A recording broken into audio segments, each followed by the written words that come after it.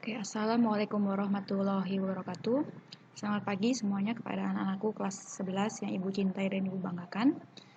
Pada pertemuan ini, Bu Gita akan menjelaskan materi baru di semester 2, pendudukan Jepang di Indonesia. Sebelum Bu Gita menjelaskan materi, Bu Gita tidak henti-hentinya memberitahu pentingnya menjaga kesehatan di masa pandemi ini, tetap memperhatikan protokol kesehatan. Oke, semoga kalian selalu dalam keadaan sehat walafiat. Mari kita bersama-sama menyimak pembelajaran ini dengan baik. Di bagian 1, modernisasi dan perkembangan imperialisme Jepang. Apa yang dimaksud dengan bagian 1 ini adalah kita akan mempelajari mengenai sejarah Jepang itu sendiri. Mungkin kalian akan bertanya-tanya, kenapa Jepang adalah negara di kawasan Asia yang bisa menguasai beberapa wilayah di kawasan Asia. Nah, tentunya tidak terlepas dari landasan historisnya anak-anakku. Mari di sini kita sama-sama menyimak mengenai kita sama-sama mempelajari yaitu tentang restorasi Meiji atau yang dikenal dengan awal modernisasi di Jepang. Sejak 1639, di sini ada namanya pemerintahan Shogun Tokugawa. Ya, Shogun Tokugawa ini adalah pemerintahan yang coraknya adalah militer.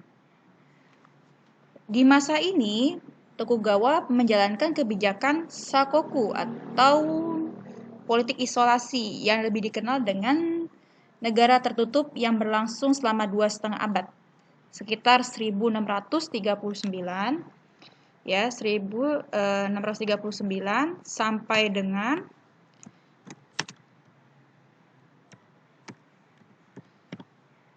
1854. Nah, ini adalah dua masa pemerintahan, 2,5 abad pemerintahan Tokugawa. Melalui kebijakan ini, orang asing dilarang masuk ke Jepang dan sebaliknya. Orang Jepang dilarang berhubungan dengan orang asing ataupun meninggalkan Jepang. Pelanggaran terhadap kebijakan ini diganjar dengan hukuman mati. Meskipun demikian, dalam praktiknya Jepang tidak sepenuhnya terisolasi dari dunia luar. Beberapa negara masih diizinkan menjalin hubungan ekonomi dengan Jepang, seperti Belanda, Tiongkok, dan Korea. Belanda adalah satu-satunya negara barat yang diizinkan menjalin hubungan dengan Jepang. Negara ini diizinkan tetap mengembangkan pabriknya di Jima, beberapa wilayah ya di Jepang, Nagasaki, dan perdagangan dengan Tiongkok dan Korea juga dibatasi hanya di wilayah Nagasaki. Apa yang mendasari bentuknya kebijakan Shokoku? Ada dua alasan. Ya, yang pertama, Kesogunan Tokugawa menuding para misionaris Katolik mendalangi pemberontakan yang namanya Shimabara sekitar 1637 sampai 1638. Pemberontakan besar pertama sejak penyatuan Jepang di bawah kekuasaan Kesogunan Tokugawa. Pemberontakan ini dilancarkan para petani Katolik bersama kaum Ronin atau samurai tak bertuan di semenanjung Shimabara, Nagasaki. Pemicunya adalah ketidakpuasan mereka atas kebijakan represif Daimyo Matsukura. Ya. Nah, selanjutnya di sini terjadi persaingan. Ya, persaingan antara shogun dengan daimyo. Nah, alasan kedua mempertahankan supremasi Tokugawa atas pesaingnya, yaitu Daimyo Tozama, daimyo yang dianggap pihak luar oleh penguasa Jepang. Secara politis, Daimyo Tozama merupakan bawahan, artinya pemerintahan di bawahan ya, pasal dari Shogun Tokugawa, namun secara ekonomis relatif independen. Daimyo ini telah lama menjadi hubungan dagang yang menguntungkan dengan bangsa-bangsa Asia Timur, seperti Tiongkok dan Korea. Oke, nah ini nanti juga penyulut terjadinya persaingan ya. Dan selanjutnya pada 31 Maret 1854 di sini ada Commodore Matthew C. Perry dengan kapal hitamnya di Jepang. Perry menaiki kapal tenaga mesin super jumbo yang dilengkapi persenjataan dan teknologi yang jauh lebih superior dibandingkan milik Jepang.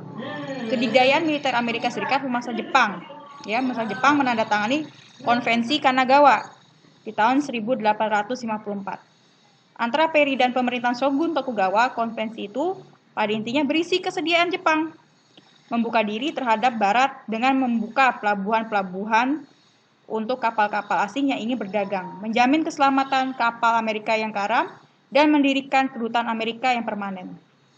Sekaligus konvensi ini nantinya juga sekaligus mengakhiri kebijakan tertutup Jepang yang telah berlangsung selama 200 tahun. Meski demikian, bagi rakyat Jepang, konvensi Kanagawa menjatuhkan martabat mereka. Karena itu, dalam beberapa waktu tersebar luas sentimen anti Barat. Nah, nanti semacam ada anti Barat di sini, yang akhirnya nanti memicu perang. Perang itu dimenangkan oleh pihak Barat, namun ketidakpuasan rakyat atas tunduknya Jepang kepada Amerika serta masuknya pengaruh Barat di Jepang berujung pada ditumbangkannya pemerintahan Shogun Tokugawa. Oke. Lanjut dari pembahasan Shogun Tokugawa, karena nantinya Shogun Tokugawa dituding sebagai pihak yang paling bertanggung jawab, setelah itu pemerintahan Shogun dihapuskan dan kekuasaan sepenuhnya berpusat ke tangan kaisar, yaitu Kaisar Komei. Nah, kedatangan Amerika Serikat serta kemajuan-kemajuan di Barat yang mereka saksikan berkat terbukanya pelabuhan-pelabuhan Jepang untuk kapal-kapal asing menyadarkan Jepang betapa tertinggalnya mereka dibandingkan negara-negara Barat. Nah, disinilah mulai timbulnya adanya kesadaran, ya, kebangkitan dari Jepang itu sendiri.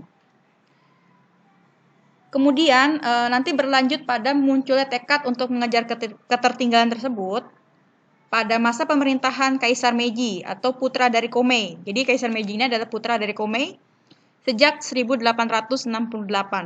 Kesadaran itu terwujud secara konkret melalui berbagai langkah perubahan besar yang disebut restorasi Meiji. Secara konsep, restorasi ini adalah perubahan yang mendasar, ya, perubahan besar-besaran di Jepang pada saat itu yang dilakukan sekitar tahun 1868 sampai 1912. Perubahan-perubahan besar itu sekaligus menandai era modern di Jepang. Para pemimpin restorasi Meiji bertindak atas nama pemulihan kekuasaan kaisar untuk memperkuat Jepang terhadap ancaman kekuatan kolonial waktu itu, kata Meiji sendiri, ya, yang artinya kekuasaan pencerahan. Dan lanjut di sini ada yang mendasari, ya, nanti kenapa Jepang bisa menjadi bangsa superior atau bangsa yang merasa kuat di kawasan Asia, yaitu tertuju pada suatu doktrin Hakko Ichiu. Apa itu doktrin Hakko Ichiu? Doktrin Hakko Ichiu adalah semacam paham, ya, bahwa Jepang ini adalah negara yang kuat. Ya, negara yang kuat. Nah, ini menjadi salah satu landasan nanti Jepang tampil berani, ya, untuk menjadi negara terkuat di Asia. Oke. Nah, di sini nanti juga dari beberapa pembahasan yang Bu Gita sampaikan terkait dengan tumbuhnya Jepang sebagai negara yang kuat, ya, militer yang kuat, kemudian teknologi yang maju. Nah, sinilah mulai Jepang muncul menjadi negara imperialis baru di dunia. Oke, kita lanjutkan pembahasan berikutnya. Oke, lanjut di sini. Dengan ada kemajuan-kemajuan yang dirasakan Jepang, tentunya Jepang juga menikmati pertumbuhan ekonomi yang pesat berkat industrialisasi nantinya.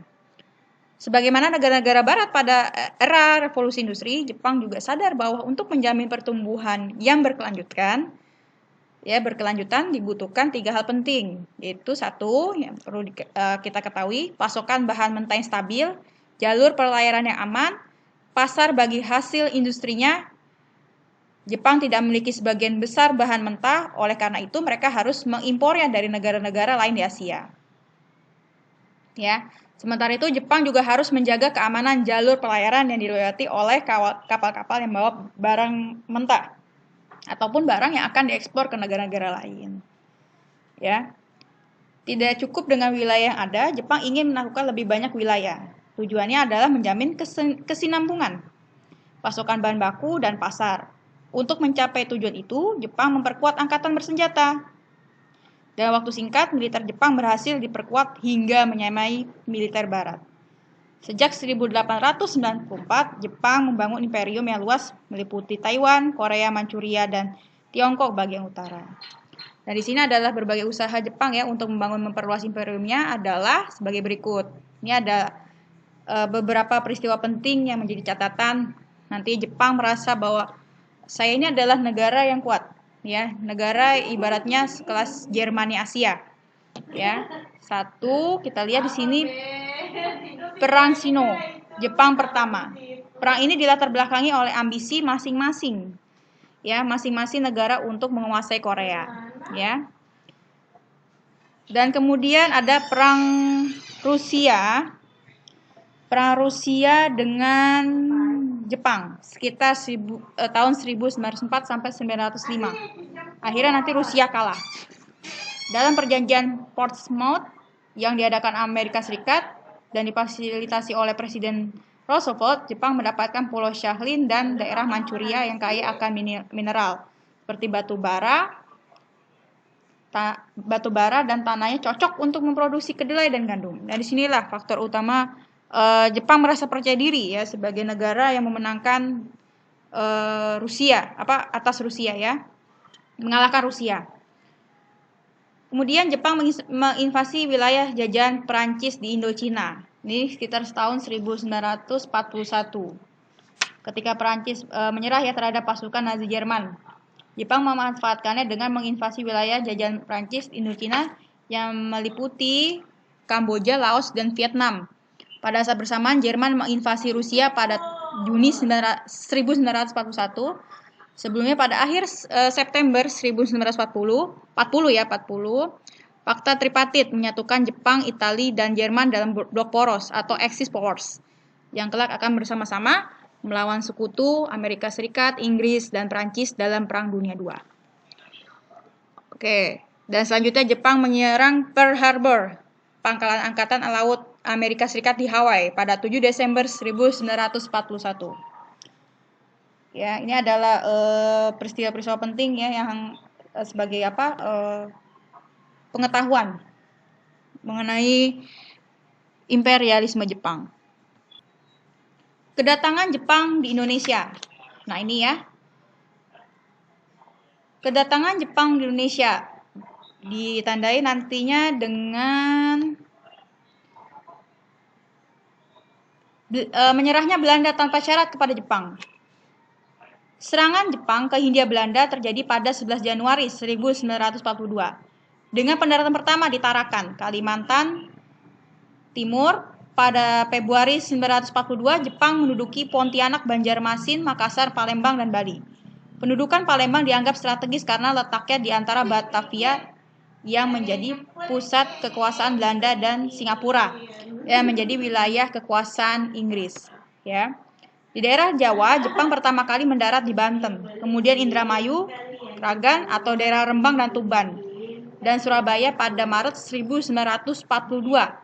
Jepang menyerang Batavia dan Bandung sejak 9 Maret 1942. Indonesia menjadi daerah kekuasaan Jepang, dan tujuannya Jepang menyerang dan menduduki Hindia Belanda adalah menguasai sumber daya alam. Ya, terutama minyak bumi guna mendukung industri dan kampanye perang Jepang. Jawa dirancang sebagai pusat seluruh potensi militer di Asia Tenggara dan Sumatera sebagai sumber minyak utama. Oke, di sini pembahasan berikutnya adalah pendudukan Jepang di Indonesia. Nah, tentunya dalam politik penguasaan suatu wilayah, Jepang memiliki beberapa cara ya. Salah satunya dengan menarik simpati bangsa Indonesia, yaitu mengakui sebagai saudara tua bangsa Indonesia. Kenapa? Karena Jepang menyatakan kita ini sama-sama negara yang berasal dari Asia. Ya, maka ketika sesama ada negara Asia yang tertindas, nah maka Jepang menaruh perhatian terhadap negara tertindas tersebut dan kelak Jepang bisa membantu negara yang tertindas itu. Dan kemudian Jepang mengizinkan bangsa Indonesia untuk menggunakan bahasa Indonesia, yang selama ini penggunaan bahasa Indonesia di masa pemerintahan kolonial sangat dibatasi ya. Terlebih hanya beberapa masyarakat saja ya yang mampu berbahasa dengan baik. Selebihnya masyarakat pada saat itu masih jauh dari kata maju dalam seputar ilmu bahasa. Dan diizinkan ya menyanyikan lagu Indonesia Raya dan mengibarkan bendera merah putih. Jepang mengganti semua nama-nama jalan, gedung dengan nama dalam bahasa Jepang ya, termasuk nanti nama Batavia menjadi Jayakarta dan Jakarta. Dan tentunya di sini Jepang juga membentuk yang namanya 3A. Ya, 3A itu apa? 3A itu dibentuk pada 29 April 1942. Nippon Cahaya Asia, Nippon Pelindung Asia, Nippon Pemimpin Asia. Gerakan ini bahkan diketuai oleh salah seorang tokoh pergerakan nasional yaitu Mr. Rehton Samsudin. Dan kemudian di sini kita akan membahas mengenai dampak pendudukan Jepang di Indonesia. Di sini terbagi menjadi beberapa pembahasan yang perlu kalian ketahui. Di bidang politik,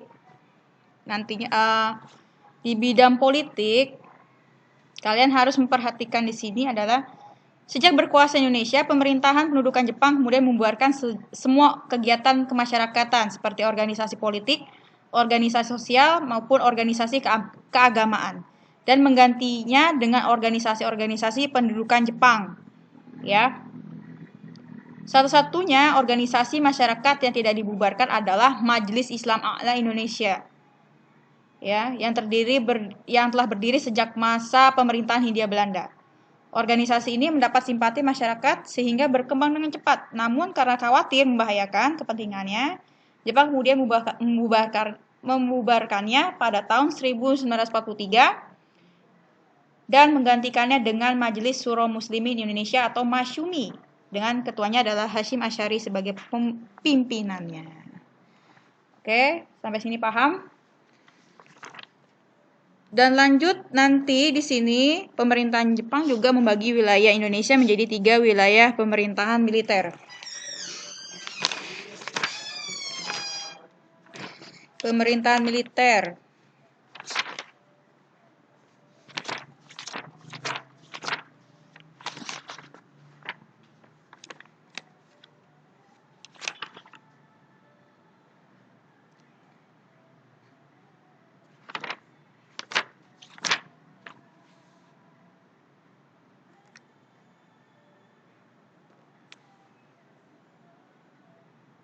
Nah, pemerintahan militer nanti ya, yang nantinya kita sama-sama akan mendiskusikannya.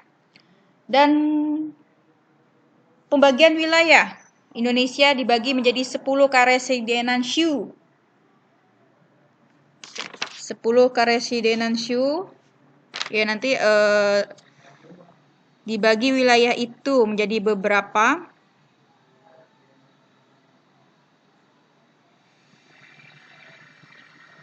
Beberapa wilayah penting ya, dan mengangkat tokoh politik Indonesia ke dalam struktur pemerintahan, tetapi jabatan tertinggi dalam sebuah lembaga tetap dipegang oleh Jepang. Ya.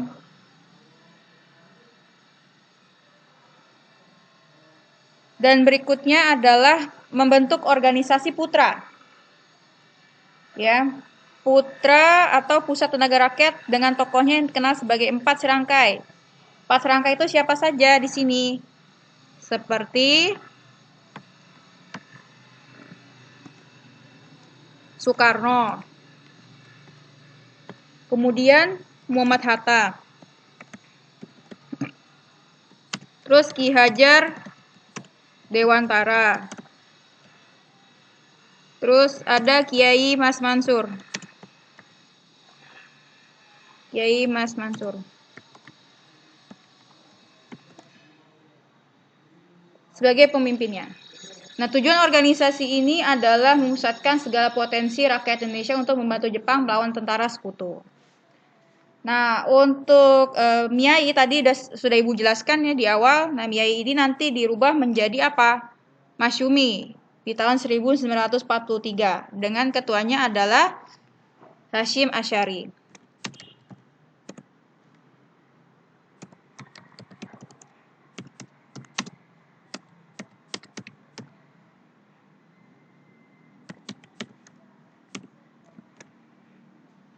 Dan selanjutnya di sini ada pembentukan Jawa Hokkaido atau disebut dengan Himpunan Kebaktian Jawa pada tahun 1944. Berbeda dengan organisasi yang lain, organisasi ini dipimpin seorang Gunseikan atau seorang kepala pemerintahan karena merupakan organisasi resmi pemerintahan. Kata kebaktian di sini yang dimaksud adalah siap mengorbankan diri, mempertebal rasa persaudaraan dan melaksanakan sesuatu dengan bukti. Kemudian kita bisa lihat di sini di bagian bidang ekonomi. Dampak pendudukan Jepang dalam bidang ekonomi tidak berbeda dengan negara-negara imperialis lainnya. Dengan adanya semboyan negara makmur militer kuat, Jepang bermaksud menjadikan Indonesia sebagai salah satu basis bagi kepentingan militer sekaligus industri-industrinya. Ya, seperti itu. Untuk itu Jepang mengendalikan sepenuhnya seluruh aktivitas perekonomian. Terjadi eksploitasi segala sumber daya seperti sandang pangan logam dan minyak demi kepentingan perang. Hal itu tampak dalam hal-hal berikut ini. Yang pertama adalah menyita aset-aset yang penting, melakukan pengawasan yang ketat dalam bidang ekonomi, kebijakan sufficient, dan kemudian setoran wajib romusa, merosotnya produksi pangan dan kelaparan. Seperti itu ya. Ini yang sama saja ya, tiga ini yang Ibu tadi sebutkan. Ya. Dan untuk membantu Jepang di sini pemerintah Jepang juga membentuk bidang militer.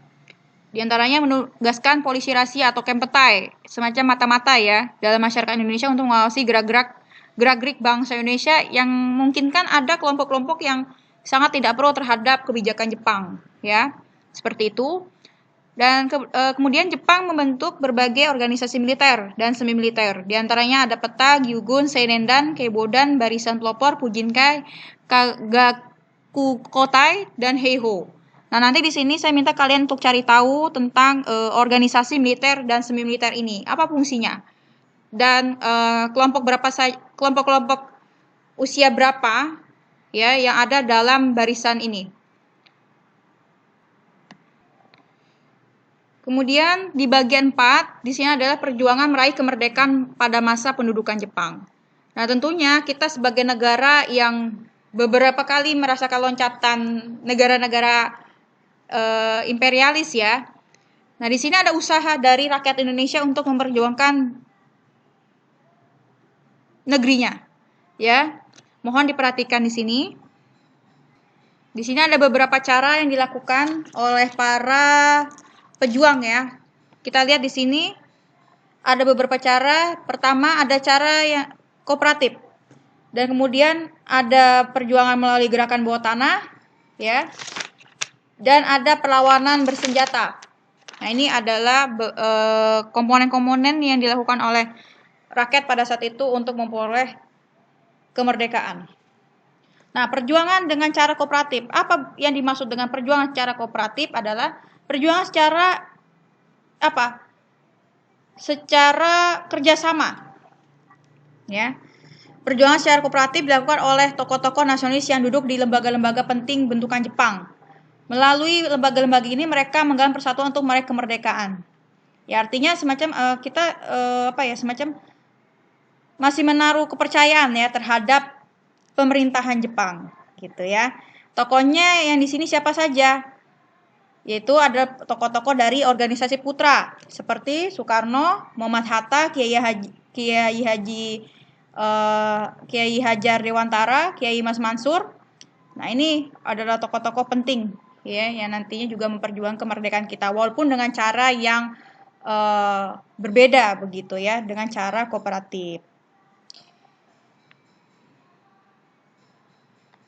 Nah, di sini ada perjuangan melalui gerakan bawah tanah. Perjuangan bawah tanah adalah perjuangan yang dilakukan secara tertutup dan rahasia. Perjuangan ini umumnya dilakukan oleh bangsa Indonesia yang bekerja pada instansi-instansi pemerintahan Jepang. Di balik kepatuhannya terhadap Jepang, tersembunyi kegiatan-kegiatan yang bertujuan menghimpun dan mempersatukan rakyat untuk meneruskan perjuangan untuk mencapai kemerdekaan Indonesia. Ya, perjuangan bawah tanah ini tersebar di berbagai tempat seperti Jakarta, Semarang, Bandung, Surabaya, dan Medan. Tokoh-tokoh yang melakukan gerakan bawah tanah diantaranya ada kelompok Sukarni, ya kelompok Sukarni, ada kelompok Ahmad Subarjo, ada kelompok Sultan Syahrir, dan ada kelompok pemuda, ya seperti itu. Sukarni adalah Sukarni adalah tokoh pergerakan pada zaman pemerintahan kolonial Hindia Belanda. Pada masa pendudukan Jepang, ia bersama Muhammad Yamin bekerja di Sendenbu atau Barisan Propaganda Jepang. Nah, Sukarni menghimpun tokoh-tokoh pergerakan seperti ada Malik, Kusnaini, Panduwiguna, Maruto Niti Miharjo, dan bersama tokoh-tokoh itu Sukarni menggembleng para pemuda untuk berjuang demi kemerdekaan Indonesia, ya. Dan kemudian ada kelompok Ahmad Subarjo. Nah, pada masa pendudukan Jepang, Ahmad Subarjo menjabat sebagai kepala Biro Riset Kaigun atau Buganfu, kantor penghubung Angkatan Laut di Jakarta. Sambil melakukan tugas utamanya di tempat itu, Ahmad Subarjo berusaha menghimpun tokoh-tokoh bangsa Indonesia yang bekerja dalam Angkatan Laut Jepang dan mendirikan asrama pemuda yang bernama Asrama Indonesia Merdeka.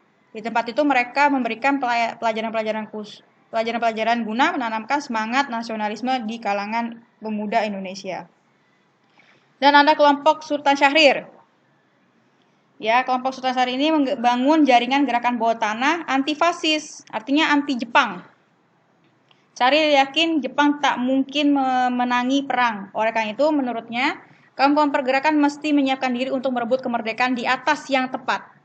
Ya, simpul-simpul jaringan gerakan bawah tanah kelompok Syahrir adalah kader-kader PNI baru yang tetap meneruskan pergerakan serta kader-kader muda, yaitu para mahasiswa yang progresif. Dan selebihnya ada kelompok pemuda, ya. Yang dimaksud dengan kelompok pemuda ini adalah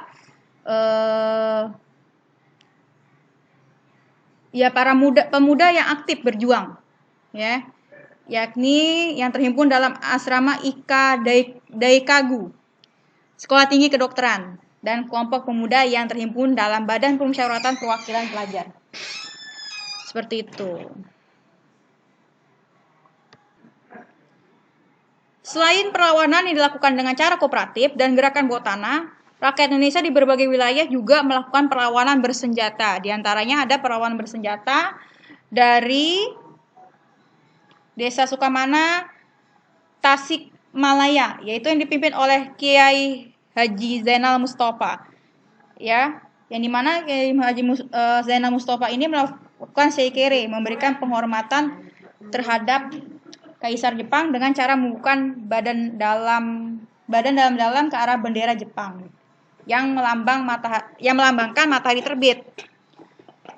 Bangsa Jepang memiliki kepercayaan bahwa kaisar mereka adalah putra dewa matahari yang mereka sebut dengan Amaterasu Omikami. Ya, tapi tentunya Kiai Haji Zainal Mustafa ini memimpin para santrinya untuk melakukan perlawanan. Ya, karena nilai-nilai yang pada saat itu diterapkan oleh pemerintahan Jepang tentu bertentangan dengan nilai-nilai keyakinan umat Islam pada saat itu. Yang diyakini dengan bahwa ini adalah perbuatan syirik, ya, yang menyekutukan Tuhan.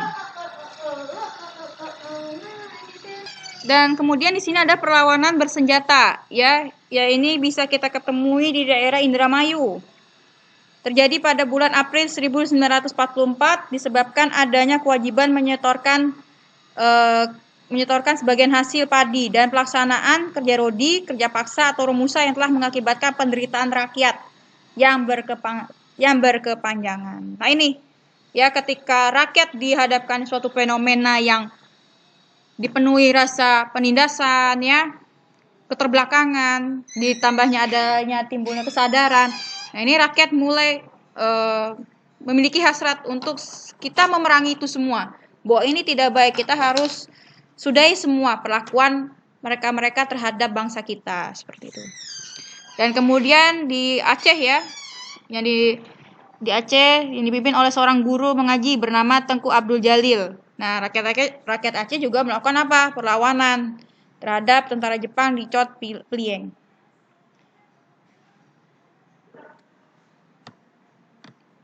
Dan kemudian di sini ada perlawanan bersenjata, yaitu di daerah Blitar, ya, di daerah Jawa Timur yang dipimpin oleh Supriyadi, ya, perlawanan PETA. Pembela Tanah Air, sebuah organisasi militer bentukan Jepang, melakukan perlawanan karena persoalan pengumpulan padi, Romusa dan Heiho yang dilakukan secara paksa dan di luar batas kemanusiaan. Alasan lainnya, para pelatih militer Jepang bersikap angkuh dan merendahkan prajurit-prajurit di Indonesia. Ya, perlawanan PETA berlangsung di Kota Blitar yang dimulai pada 14 Februari 1945 di bawah pimpinan Supriyadi. Nah, ini adalah semangat menggelorakan bahwa kita sebagai bangsa yang besar tetap bersatu. Ya, bersatu kita memerangi penindasan seperti itu. Ini adalah peneladanan baik bagi kita semua. Kita belajar dari sejarah bahwa bangsa ini kita berharap pada bangsa ini semakin maju, ya, semakin beradab, dan generasi yang sekarang ini tetap belajar dari sejarah. Nah, kemudian nanti di bagian 5 ada perjuangan meraih kemerdekaan pada masa pendudukan Jepang, ya. Tapi nanti kita bisa pelajari lagi. Nanti ada 2 konsep di sini ya, janji kemerdekaan dan BPUPKI, dan kemudian disusul dengan proklamasi kemerdekaan. Oke, sekian, terima kasih penjelasan dari Bu Gita. Semoga dengan penjelasan ini kalian paham dan nanti dilanjutkan dengan diskusi di WA Group. Terima kasih.